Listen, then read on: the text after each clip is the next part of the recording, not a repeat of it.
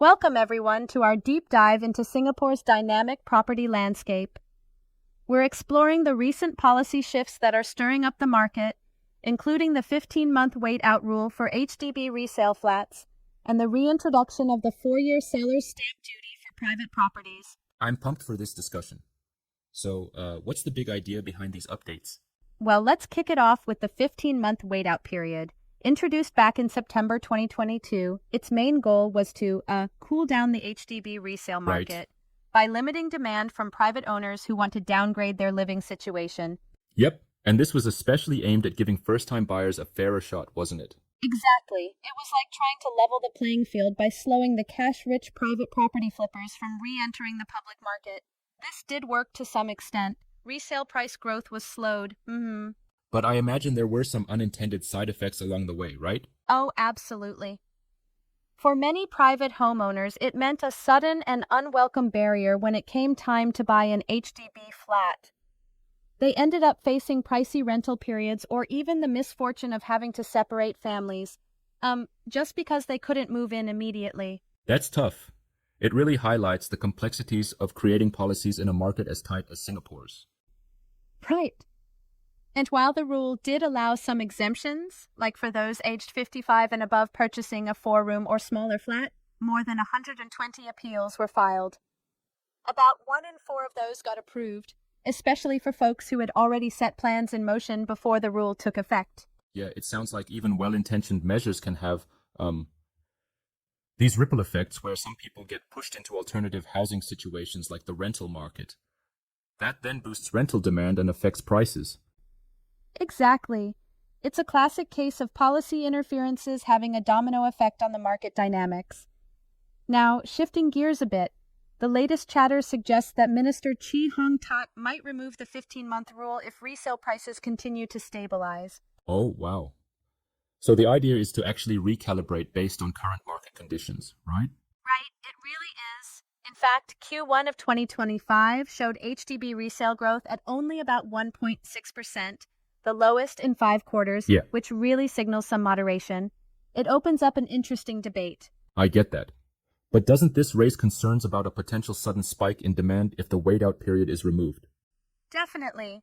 Some critics worry that without this safeguard, wealthier private owners might re-enter the market in a big way, driving prices up in mature estates or for larger HDB flats. It's a balancing act for sure. I hear you. It's like you're trying to mix the right amounts of control and flexibility to keep the market stable while ensuring fairness for first-time buyers. Exactly, and it's that mix that shows the evolution of Singapore's housing policy. Now, let's move on to the other key update, the reintroduction of the 4-year seller's stamp duty, or SSD, for private properties coming into effect on July 4th, 2025. Right. And as I understand it, if you sell your property within the first year, you face a hefty 16% tax, which gradually decreases by 4% each year. So selling in the 4th year means a 4% duty. That's a steep penalty to discourage flipping, isn't it? Exactly. This move was really targeted at curbing speculative behaviors, particularly in subsales. The numbers back it up. Subsales jumped from 765 in 2022 to 1,294 in 2023, marking a 69.2% increase. Whoa, that's a massive spike. And then in 2024, quarterly subsales averaged around 314, up nearly 80% compared to a 175 quarterly average in 2022. Right you are.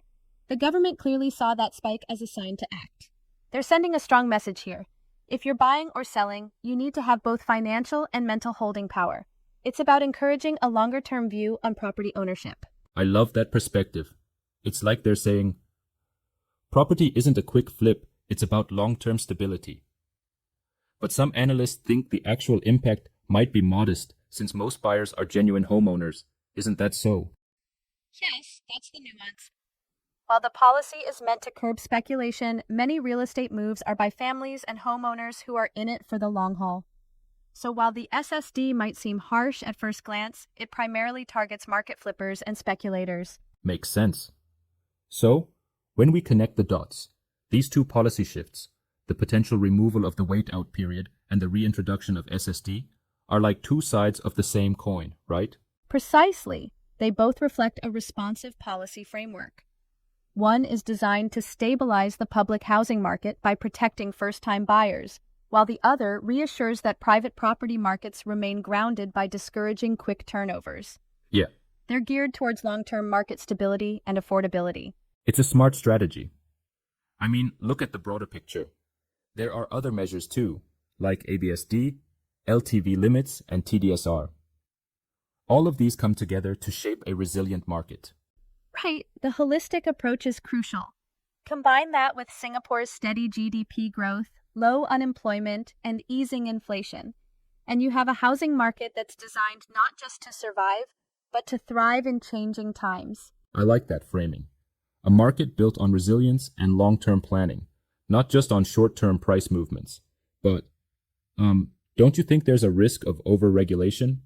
What if these measures slow down the market too much? I can see that perspective, and it's a fair critique. It's always a delicate balance. Too strict, and you might stifle market dynamism. Too lenient, and you risk bubbles and speculation. Yeah, The government's challenge is in recalibrating these tools as market conditions evolve. totally. And I think what's key here is this ongoing adjustment. It's like fine-tuning an instrument. You want the right melody without any sour notes. Very well said. And with the upcoming launch of over 50,000 new BTO units between 2025 and 2027, plus more flats reaching their minimum occupation period, with numbers expected to rise significantly, the supply side is also being addressed. Right, those numbers are huge. Over 8,000 flats in 2025, scaling up to nearly 20,000 by 2028. That's bound to introduce a lot of new resale stock into the market. Exactly. More supply combined with downtrending interest rates from about 3.3% to an estimated 2.5% by the end of 2025 means buying power could really improve. Yeah. This could really recalibrate the market's momentum. It seems like a smart blend of policy tightening and easing measures at the right time. But what does this mean for different market players? First-time buyers, those looking to right-size, and investors, for example. That's a great question. For first-time buyers, these changes could signal a more accessible market if the wait-out period is removed, but the flip side is that prices might creep up again if private buyers rush in.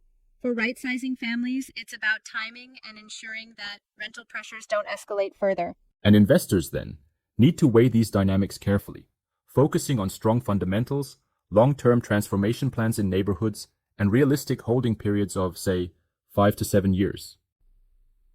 Absolutely. Investors are being nudged to think more long-term rather than chasing quick turnovers. With these measures, property is clearly framed as more than just an asset. It's a cornerstone of security and family aspiration. That's spot on. And hey, for anyone feeling a bit overwhelmed by these moving parts, it's all about staying informed and seeking expert guidance. Right. If you're planning your next move in this evolving landscape, remember that understanding these policy shifts and their broader implications is key. It's like navigating a ship through changing tides. You need a steady hand and a clear view of the horizon. Yeah. Balance is everything. So, whether you're buying, selling, or investing, it pays to look at the full picture. The interplay of policy, market trends, and even macroeconomic factors. Thanks for joining us on this deep dive. And here's to making smart, informed decisions in Singapore's vibrant property market.